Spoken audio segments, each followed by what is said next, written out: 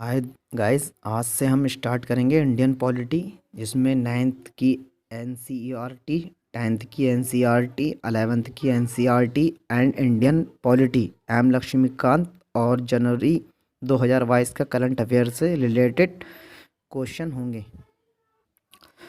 Question number 1 है, संविधान में निहित धर्म की स्वतंत्रता के संदर्भ में निम्नलिखित कथनों पर विचार कीजिए।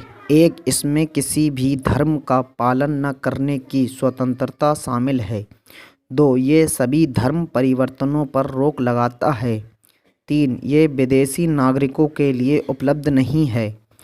उपर्युक्त कथनों में से कौन सा या से सही है या हैं?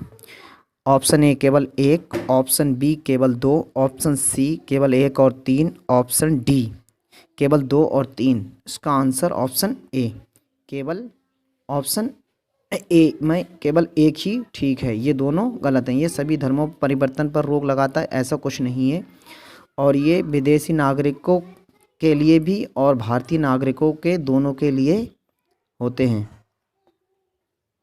क्वेश्चन नंबर 2 है, संविधान के अनुच्छेद 360 के तहत वित्तीय आपातकाल की घोषणा करने की शक्ति निहित है। ऑप्शन ए वित्त मंत्री में, ऑप्शन बी संसद में, ऑप्शन सी राष्ट्रपति में, ऑप्शन डी भारत के नियंत्रक और महालेखा परीक्षक में।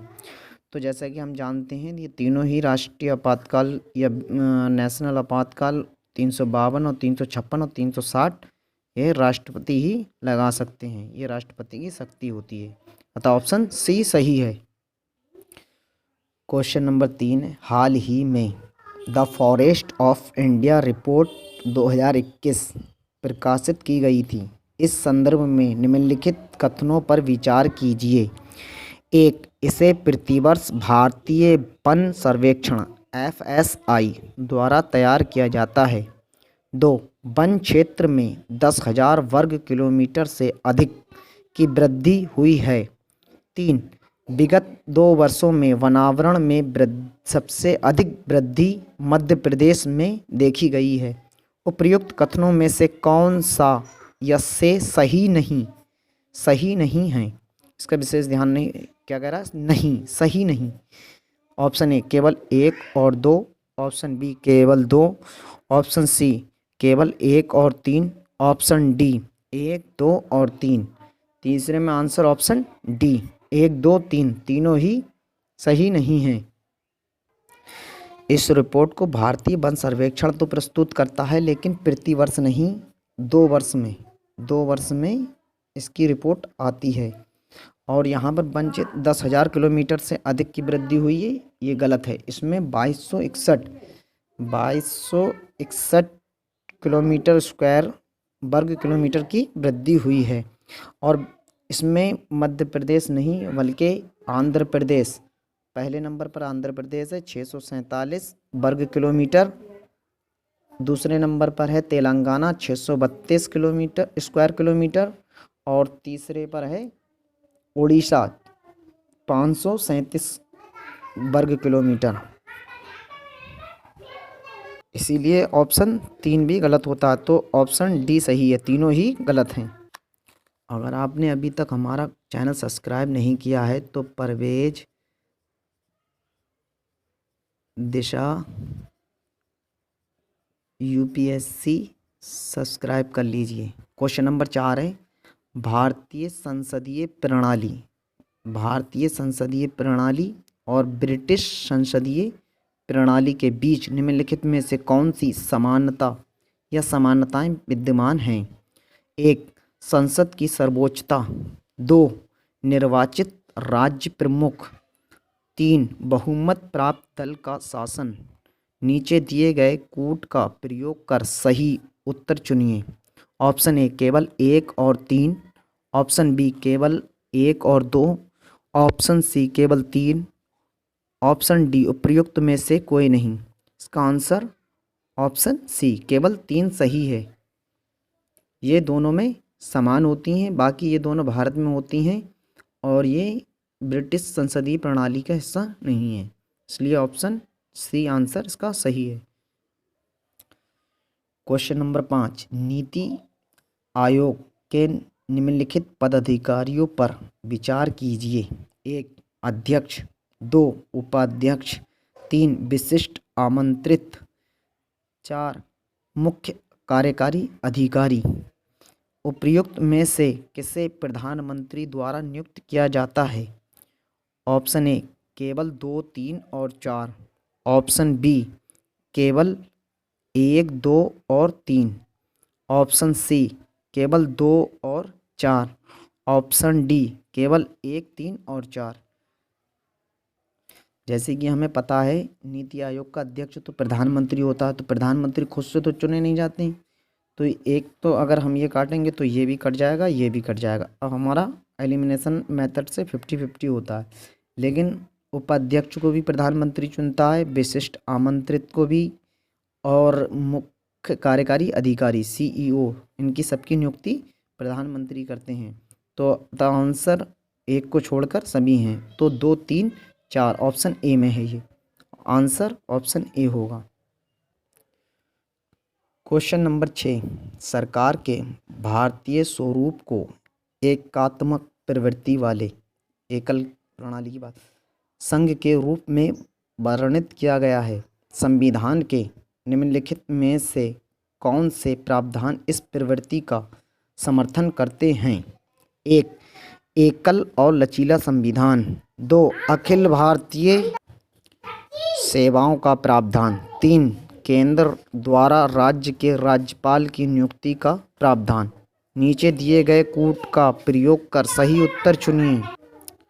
ऑप्शन ए केवल 1 और 2, ऑप्शन बी केवल 2 और 3, ऑप्शन सी केवल 1 और 3, ऑप्शन डी 1, 2, 3। इसका आंसर तीनों ही सही हैं। ऑप्शन डी आंसर इसका होगा। क्वेश्चन नंबर 7, राष्ट्रीय जनसंख्या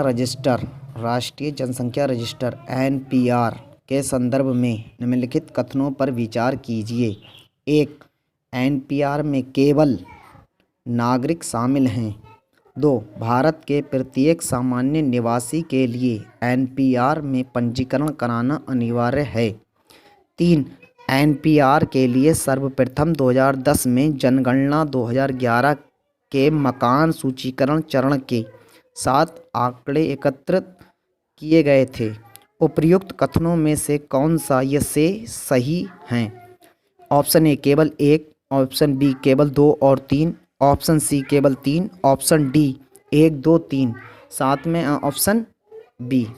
यहाँ पर अगर हम केवल को, ऐसे शब्दों को मैंने बार बार बताया आपको, केवल, सभी या कोई नहीं, इनका विशेष ध्यान रखना है। अधिकतर ऐसी शब्द गलत ही स्टेटमेंट होता है। NPR में केवल नागरिक नहीं बल्कि सामान्य निवासी भी, देश के जो सामान्य निवासी होते हैं वो भी इसमें शामिल होते हैं। लेकिन सामान्य निवासी किसे कहते हैं? जो 6 माह से भारत में रह रहे हैं या अगले 6 माह तक भारत में रहने वाले हैं। वो भारत के नागरिक तो हो नहीं सकते, लेकिन वो सामान्य निवासी होते हैं। अतः ये ऑप्शन गलत होगा और ये दोनों स्टेटमेंट सही हैं। तो आंसर ऑप्शन बी है, 2 और 3 सही है। क्वेश्चन 8, निम्नलिखित कथनों पर विचार कीजिए। 1 संविधान में संशोधन करने की संसद की शक्ति पर कोई सीमा आरोपित नहीं है। 2 केवल राष्ट्रपति ही निर्धारित कर सकता है कि कोई मामला संविधान के मूल ढांचे का भाग है या नहीं। उपर्युक्त कथनों में से कौन सा या से सही है या हैं? ऑप्शन ए केवल 1, ऑप्शन बी केवल 2, ऑप्शन सी 1 और 2 दोनों, ऑप्शन डी ना तो 1 ना ही 2। तो इसका आंसर ऑप्शन डी है, ना तो 1 ना ही 2। और जैसे कि मैंने बताया, जैसे कि इसमें दिखा है कोई, इसका विशेष ध्यान रखना है। और मैंने अभी बताया था जैसे केवल, ऐसे स्टेटमेंट मैंने बताया अधिकतर ये गलत होते हैं। तो इसका विशेष करके आप देखेंगे तो दोनों ही स्टेटमेंट गलत हैं। क्वेश्चन नंबर 9, एशियाई अवसंरचना निवेश बैंक AIIB के संदर्भ में निम्नलिखित कथनों पर विचार कीजिए। 1 भारत इस बैंक का दूसरा सबसे बड़ा शेयरधारक है। 2 संयुक्त राज्य अमेरिका और जापान दोनों इसके सदस्य नहीं हैं। उपर्युक्त कथनों में से कौन सा यस से सही है या है? सही। ऑप्शन ए केवल एक, ऑप्शन बी केवल दो, ऑप्शन सी एक और दो दोनों, ऑप्शन डी ना तो एक ना ही दो।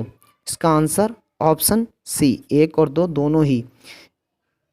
आईआईबी बैंक की बात करें तो इसका हेडक्वार्टर बीजिंग चीन में है। इसकी स्थापना 2015 में हुई थी और इसका सबसे बड़ा शेयरधारक चीन है और भारत दूसरा सबसे बड़ा शेयरधारक है। इसमें 105 देश सदस्य हैं, लेकिन उसमें यूएसए यानी कि संयुक्त राज्य अमेरिका और जापान दोनों ही इसके सदस्य नहीं हैं। ये भी स्टेटमेंट सही होता है, ये भी स्टेटमेंट सही होता है, इसलिए ऑप्शन सी इसका दोनों ही सही हैं। 10 निम्नलिखित में से कौन सी लोकतंत्र की कमी या कमियां हो सकती है या हैं? एक, लोकतंत्र में नेता बदलते रहते हैं, इससे अस्थिरता उत्पन्न हो सकती है। 2, लोकतंत्र भ्रष्टाचार को जन्म दे सकता है क्योंकि ये चुनावी प्रतिस्पर्धा पर आधारित है। 3, लोकतंत्र में उग्र या गैर जिम्मेदार निर्णयों की संभावना बढ़ जाती है। नीचे दिए गए कूट का प्रयोग कर सही उत्तर चुनिए। ऑप्शन ए केवल एक और दो, ऑप्शन बी केवल तीन, ऑप्शन सी केवल एक, ऑप्शन डी एक दो तीन। इसका आंसर ऑप्शन बी एक दो सही है, लेकिन तीसरा गलत है, तो इसका ऑप्शन ए आंसर होगा। अगर आपने अभी तक हमारा चैनल सब्सक्राइब नहीं किया है तो परवेज दिशा यूपीएससी सब्सक्राइब कर लीजिए। हम अगली वीडियो में मिलते हैं, तब तक के लिए धन्यवाद।